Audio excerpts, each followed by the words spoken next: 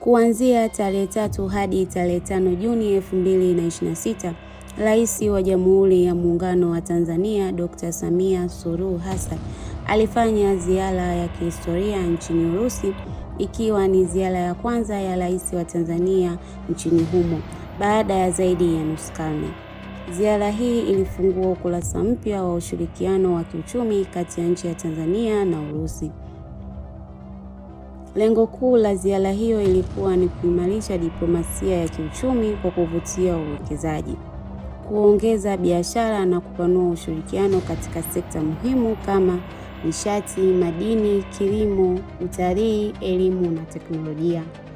Katika mazungumzo yake na viongozi wa Urusi pamoja na wawekezaji wa kimataifa, Rais Samia alitangaza Tanzania kama lango la kibiashara na uwekezaji barani Afrika. Uchumi wa Tanzania unategemea kilimo, unategemea madini, unategemea utalii, unategemea mambo mengi, sekta nyingi, manufacturing, tuko huko pia. So sekta zote hizi zinakuwa kwa pamoja at varying degrees, lakini zinakuwa kwa pamoja. Akieleza maboresho makubwa yaliyofanywa katika miundombinu, usafirishaji, mazingira ya biashara na fursa zinazotolewa kupitia soko la Afrika Mashariki.